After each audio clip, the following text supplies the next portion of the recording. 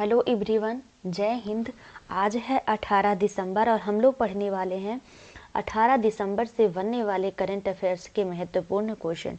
तो चलिए शुरू करते हैं। पहला क्वेश्चन है, मुख्यमंत्री फेलोशिप कार्यक्रम किस राज्य में शुरू किया गया है? तो इसका राइट आंसर है उत्तर प्रदेश राज्य में शुरू किया गया है। डिटेल देख लेते हैं।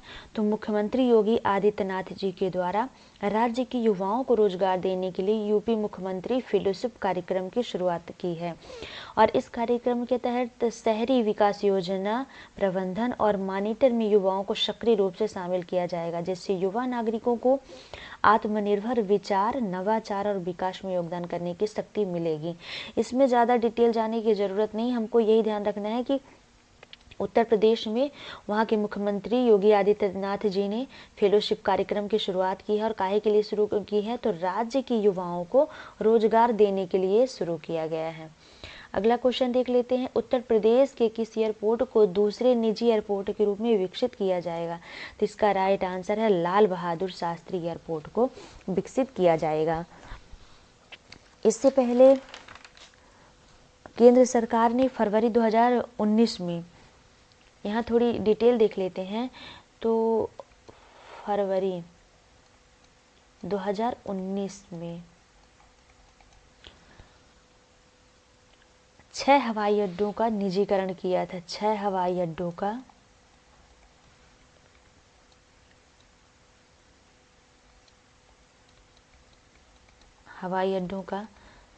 निजीकरण किया था। निजीकरण यानी एक किसी निजी व्यक्ति को दे देना कि इसका कार्यभार आपको संभालना है। जैसे कि 2020 में लखनऊ एयरपोर्ट की जिम्मेदारी अडानी ग्रुप को दे दी गई थी, तो उसने संभालने शुरू कर दी थी।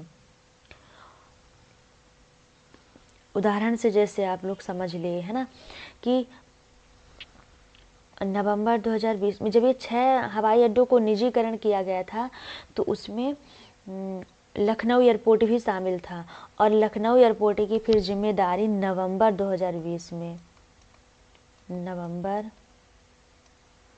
2020 से लखनऊ एयरपोर्ट की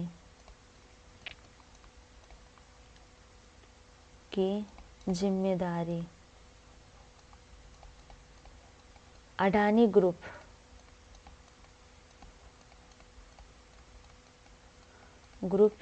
ने संभालनी शुरू कर दी थी।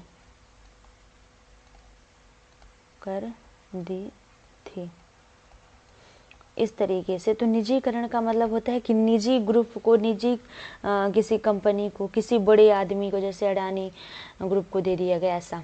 अगला, हाल ही में आईसीसी ने किस क्रिकेटर को नवंबर 2023 के लिए प्लेयर ऑफ द मंथ चुना है? तो इसका राइट आंसर है ट्रेविस हेड। ये कहाँ के हैं? तो ये हैं ऑस्ट्रेलिया के बल्लेबाज। ये कहाँ के हैं? तो ऑस्ट्रेलिया के बल्लेबाज हैं और आईसीसी 2023 भारत में आयोजित किया गया था, जिसको ऑस्ट्रेलिया ने जीता है। यदि हम यहाँ इसकी बात करें, ऑप्शन की बात करें, तो लियोनल मेसी को, इन्हें जो है तो प्लेयर ऑफ द मंथ चुना गया है।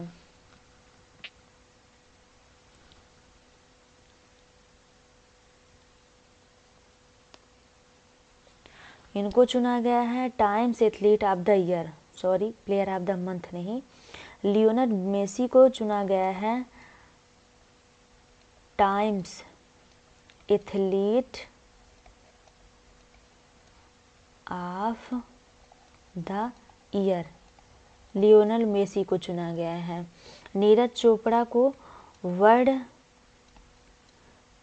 प्लेयर ऑफ द मंथ चुना गया है और मोहम्मद शमी को अर्जुन अवार्ड दिया गया है। अर्जुन अवार्ड की घोषणा की गई है मोहम्मद शमी के लिए, तो अर्जुन अवार्ड मोहम्मद शमी को प्रदान किया जाएगा, जो कि मेजर ध्यानचंद के बाद दूसरा अवार्ड है अर्जुन अवार्ड। यहाँ देख लेते हैं आईसीसी की पूरा नाम होता है इंटरनेशनल क्रिकेट काउंसिल। इसकी स्थापना हुई थी 15 जून 1909 को। मुख्यालय इसका दुबई में और इसकी आधिकारिक भाषा है अंग्रेजी। चेयरमैन है ग्रेग वार्कल जो कि न्यूजीलैंड के हैं और सीईओ हैं जियोफ अलार्डिस ऑस्ट्रेलिया के हैं। तो इसमें एक और हम चीज़ देख लेते हैं कि ये मेंस के लिए प्लेयर ऑफ द मंथ चुने गए हैं, यानी जो ट्रेविस हेड हैं तो ये मेंस यानी पुरुष वर्ग के लिए चुने गए हैं। और महिला में वुमेन की बात करें, वुमेन्स की यानी महिला के लिए, तो महिला प्लेयर ऑफ द मंथ चुना गया है नाहिदा अख्तर को। नाहिदा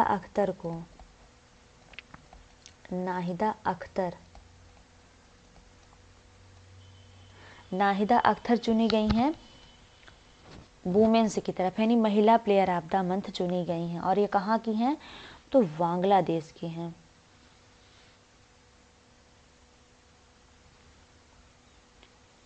बांग्लादेश की हैं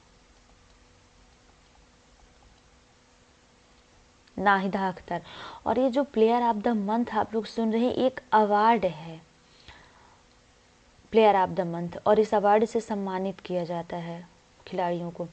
अगला, हाल ही में उत्तराखंड ग्लोबल इन्वेस्टर समिट 2023 का उद्घाटन किसने किया है, तो इसका राइट आंसर है प्रधानमंत्री नरेंद्र मोदी जी ने इसका उद्घाटन किया है। और ये कहाँ आयोजित किया गया है, तो देहरादून में, उत्तराखंड के देहरादून में इसका आयोजन किया गया है। और इसकी थीम है शांति से समृद्धि। इसकी थीम क्या है, तो थीम है शांति से समृद्धि, यानी शांति से समृद्धि आती, ऐसा थीम है इसकी। और ये 2 दिवसीय शिखर सम्मेलन है, 2 दिवसीय यानी 2 दिन का शिखर सम्मेलन रहा है।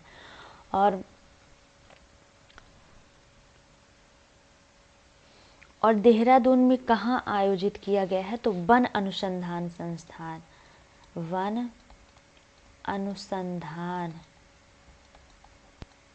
संस्थान देहरादून में आयोजित किया गया है। तो इस तरीके से आप ध्यान रखिएगा ग्लोबल इन्वेस्टर समिट के बारे में, ये 3 इंफॉर्मेशन। अगला है पुष्पा भारती की किस रचना के लिए व्यास सम्मान 2023 मिला है, तो इसका राइट आंसर है यादें और यादें। और यदि हम इसकी थोड़ी डिटेल देख लेते हैं, या पहले यही डिटेल देख लेते हैं, तो उन्हें यह अवार्ड उनके संस्करण यादें और यादें के लिए दिया गया है। यह पुस्तक वर्ष 2016 में प्रकाशित हुई थी। और यह जो पुरस्कार है व्यास पुरस्कार, तो ये के बिरला फाउंडेशन द्वारा दिया जाता है। इसमें 4 लाख रुपए की राशि के साथ प्रशस्ति पत्र और स्मृति चिन्ह भेंट किया जाता है। व्यास सम्मान की शुरुआत हुई थी 1991 में। और पुरस्कार के लिए पात्र होने के लिए साहित्यिक कृति हिंदी भाषा में होनी चाहिए और पिछले 10 वर्षों में प्रकाशित होनी चाहिए। तो व्यास सम्मान की शुरुआत कब हुई थी, 1991 में हुई थी। दिया किसके द्वारा जाता है, तो के बिरला फाउंडेशन द्वारा दिया जाता है। और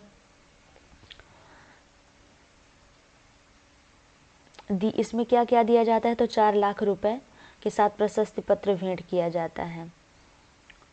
तो यहाँ थोड़ी ऑप्शन देख लेते हैं। द्रौपदी मुर्मू नामक पुस्तक की रचना है कस्तूरी रे के द्वारा।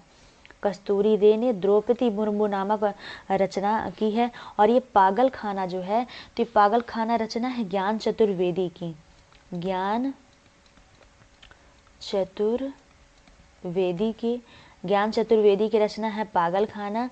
और इसे 2022 का व्यास सम्मान दिया गया था। व्यास सम्मान दिया गया था, आप लोग नोट करिएगा। यानी 2022 में ज्ञान चतुर्वेदी का दिया गया था व्यास सम्मान, और पागल खाना नामक उनकी रचना से सूर्यवंशम, इनको सरस्वती सम्मान से सम्मानित किया गया। सरस्वती सम्मान से सम्मानित किया गया था 2022 में ही। और इसके रचयिता हैं शिव शंकरी। आप लोग नोट करिएगा, यहाँ थोड़ी स्पेस की कमी रहती है, आप लोग अच्छे से और जैसे हम बताते हैं उस तरीके से। तो ये आपको इतना डिटेल में भी लिखने की ज़रूरत नहीं है कि पागल खाना, तो पागल खाना किसकी रचना है, ज्ञान चतुर्वेदी को, और चतुर्वेदी की रचना है, और 2022 में व्यास सम्मान दिया गया था। सूर्यवंशम, तो एक हम किताब भी याद रख ले रहे हैं, सम्मान भी और व्यक्ति को भी कनेक्ट कर पा रहे हैं।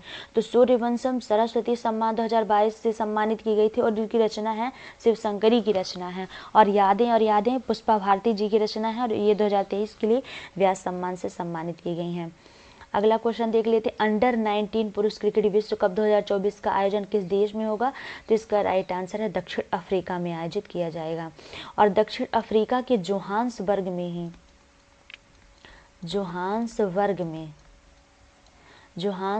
में ब्रिक्स समिट 2023 का आयोजन किया गया था।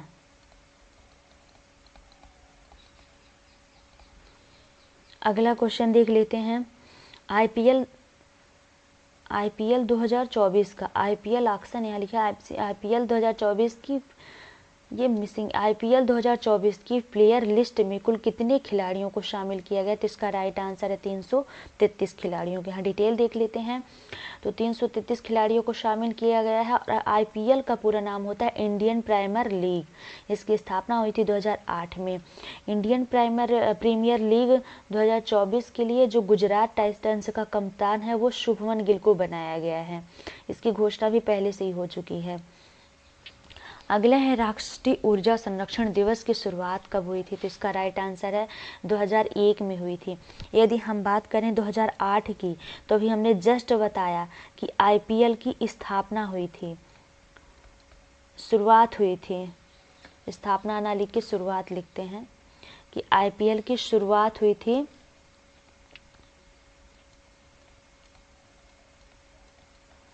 आईपीएल की शुरुआत हुई थी 2008 में। और 2010 में एनजीटी जो पर्यावरण संगठन है उसकी शुरुआत हुई थी, उसकी स्थापना हुई थी 2009-10 की डेट में।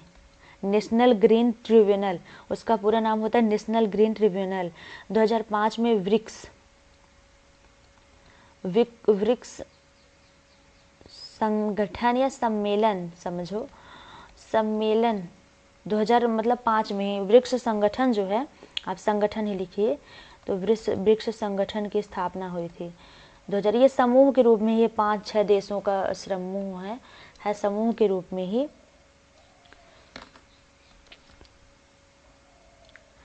पर समूह ही लिखा जाता है, ब्रिक्स समूह यहाँ लिखा जाता है। हमने संगठन या सम्मेलन गलत ही कह दिया है। ब्रिक्स समूह की स्थापना 2005 में हुई थी। अगला है, हाल ही में प्रधानमंत्री नरेंद्र मोदी पर आधारित पुस्तक नए भारत की संवेदना का विमोचन किसने किया है? तो इसका राइट आंसर है राजनाथ सिंह जी ने किया है। और ये जो बुक है, ये जो मोदी जी के भाषण हैं वो प्रभावशाली भाषणों पर प्रकाश डालती है, संविधान में निहित मूल सार और मूल्यों की गहराई से पड़ताल करता है। तो ये मोदी जी के भाषण पर प्रकाश डालती है, मोदी जी के भाषण पर प्रकाश डालती है। आप ऐसे इसको याद रखिएगा। और नरेंद्र मोदी जी ने एक अपनी लिखी है किताब, तो लेटर्स टू सेल्फ, यानी सेल्फ को पत्र लिखना है, सेल्फ को समझना, ऐसी इनकी किताब है नरेंद्र मोदी जी की।